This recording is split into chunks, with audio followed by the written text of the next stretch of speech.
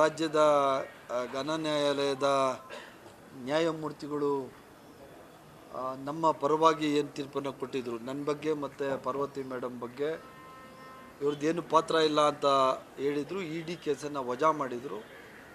E D ಅವರು ಅದ್ರ ಮೇಲೆ ಸುಪ್ರೀಂ ಕೋರ್ಟ್ಗೆ ಅರ್ಜಿಯನ್ನು ಸಲ್ಲಿಸಿದರು. ಇವರು ನಮಗೆ ಗೊತ್ತೇ ಇರಲಿಲ್ಲ ಇವತ್ತು ಅರ್ಜಿ ಇದೆ, ಇವತ್ತು ಕೇಸ್ ಬರ್ತಾ ಇದೆ ಅಂತ.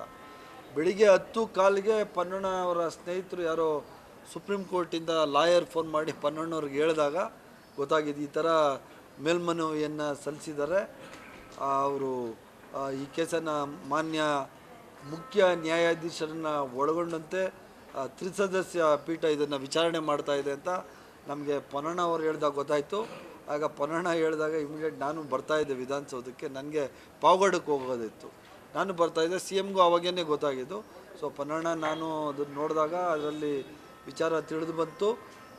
ಸುಪ್ರೀಂ ಕೋರ್ಟಿಗೆ ಮಾನ್ಯ ಸುಪ್ರೀಂ ಕೋರ್ಟ್ನ ನ್ಯಾಯಾಧೀಶರು ಮುಖ್ಯ ನ್ಯಾಯಮೂರ್ತಿಗಳು ಸಾಹೇಬ್ರ ಒಂದು ಅವರ ಈಸ್ ಲೀಡಿಂಗ್ ದ ಥಿಂಗ್, ಇನ್ನಿಬ್ಬರು ಜೊತೆಯಲ್ಲಿ ಮಾನ್ಯ ನ್ಯಾಯಮೂರ್ತಿಗಳು ಕೂತ್ಕೊಂಡು ಇದ್ರ ಬಗ್ಗೆ ಇಡೀ ಕರ್ನಾಟಕ ರಾಜ್ಯದಲ್ಲಿ ನಮ್ಮ ಪರವಾಗಿ ಏನು ತೀರ್ಪನ್ನು ಕೊಟ್ಟಿತ್ತು ಆ ತೀರ್ಪನ್ನು ಎತ್ತಿ ಹಿಡಿಯುವಂಥ ಕೆಲಸ ಇವತ್ತು ಸುಪ್ರೀಂ ಕೋರ್ಟ್ ಇವತ್ತು ತೀರ್ಪನ್ನು ಕೊಟ್ಟಿದೆ.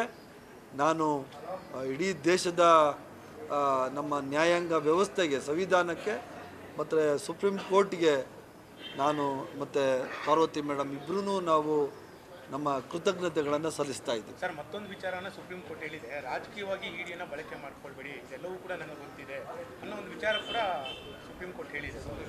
ಅದೇನೇ ನಾವು ನೋಡಿದವಾಗ ಅವರು ಪಾರ್ವತಿ ಮೇಡಮ್ದಾದಮೇಲೆ ನನ್ನ ಕೇಸ್ ತಗೊಂಡು ಹೇಳಿದ್ರು, ಈ ಥರ ಇದು ಇನ್ನೂ ಆಳವಾಗಿ ಚರ್ಚೆ ಮಾಡಬೇಕಾಗಿದೆ ಅಂದಾಗ ಮಾನ್ಯ ಸುಪ್ರೀಂ ಕೋರ್ಟ್ನ ಘನ ನ್ಯಾಯಾಧೀಶರು ಇದನ್ನು ಪೊಲಿಟೈಸ್ ಮಾಡೋದು ಬೇಡ, ಎಲ್ಲನೂ ರಾಜಕೀಯ ದಾಳವನ್ನಾಗಿ ಉಪಯೋಗಿಸ್ಕೋಬೇಡಿ, ನಿಮ್ದು ಏನಿದನ್ನು ಫೈಟ್ ಇದ್ದರೆ ಅದನ್ನು ಎಲೆಕ್ಷನ್ಸಲ್ಲಿ ತೋರಿಸಿ, ಇಲ್ಲಿನ ನಮ್ಮನ್ನು ಇದನ್ನು ಎಲ್ಲ ಎಳೆಯೋಕೋಬೇಡಿ, ಮತ್ತು ನೀವು ಇದನ್ನೇ ಮುಂದುವರಿಸಿದ್ರೆ ನಿಮ್ಮ ಬಗ್ಗೆ ಕಟುವಾದ ಶಬ್ದಗಳನ್ನು ನಾವು ಹೇಳಬೇಕಾಗ್ತದೆ ಅಂತ ಹೇಳಿ ಸುಪ್ರೀಂ ಕೋರ್ಟ್ ಇವತ್ತು ಹೇಳಿದೆ.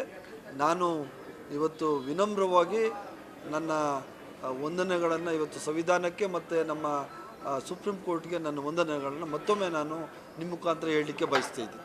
ದೊಡ್ಡ ಮಟ್ಟದ ಜಯ ಸಿಕ್ಕಿದೆ ಸರ್ ಮೂಡ ಪ್ರಕರಣದಲ್ಲಿ. ದೊಡ್ಡ ಮಟ್ಟದ ಜಯ ಅನ್ನೋದಕ್ಕಿಂತ ನ್ಯಾಯಕ್ಕೆ ಸಿಕ್ಕಂಥ ಜಯ ಅಂತ ಈ ಸಂದರ್ಭದಲ್ಲಿ ಹೇಳಬೇಕಾಗ್ತದೆ.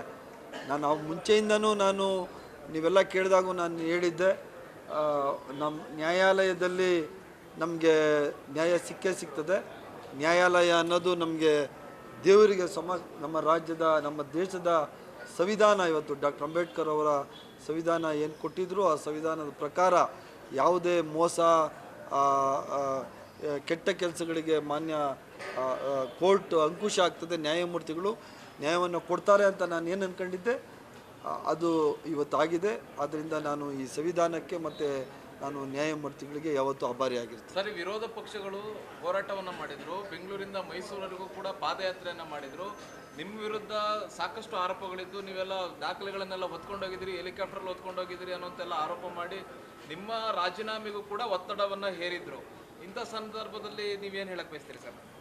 ನೋಡಿ, ಸುಪ್ರೀಂ ಕೋರ್ಟ್ ಚೀಫ್ ಜಸ್ಟಿಸ್ ಅವರ ನ್ಯಾಯಾಲಯ ತ್ರಿಸದಸ್ಯ ಪೀಠ, ದ್ವಿಸದಸ್ಯ ಪೀಠ, ಇಬ್ಬರು ದ್ವಿಸದಸ್ಯ ಪೀಠ ಇವರು ತೀರ್ಪನ್ನು ಕೊಟ್ಟ ಮೇಲೆ ಇನ್ಯಾವ ದಾಖಲೆ, ಇನ್ನು ಬಿ ಜೆ ಪಿಯವರು ಜೆ ಡಿ ಎಸ್ ಅವರು ಏನು ನಾಟಕ ಮಾಡಿದ್ರು, ಏನು ನಮ್ಮ ಮೇಲೆ ಆಪಾದನೆ ಮಾಡಿದ್ರು ಅವೆಲ್ಲ ಸುಳ್ಳು ಅಂತಾಗಿದೆ.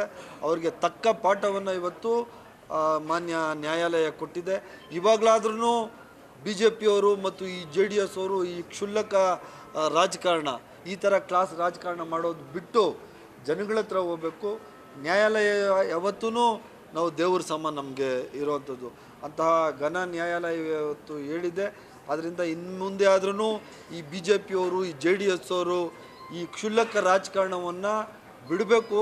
ಆ ದೇವರು ಅವರಿಗೆ ಸದ್ಬುದ್ಧಿಯನ್ನು ಕೊಡಲಿ ಅಂತ ನಾನು ಕೇಳ್ಕೊತಾ ಇದ್ದೀನಿ. ಆದರೆ ಅಶೋಕ್ ಅವರು ಹೇಳ್ತಾರೆ, ಕೋರ್ಟ್ ಆದೇಶವನ್ನು ಪಾಲನೆ ಮಾಡಬೇಕು, ನಮ್ಮ ಹೋರಾಟದ ಫಲವಾಗಿ ಸೈಟ್ನ ವಾಪಸ್ ಕೊಡ್ತೀವಿ, ಮತ್ತೆ ಸೈಟ್ನ ವಾಪಸ್ ತಗೋತಾರೆ ಅಂತ ಕೇಳೋರು.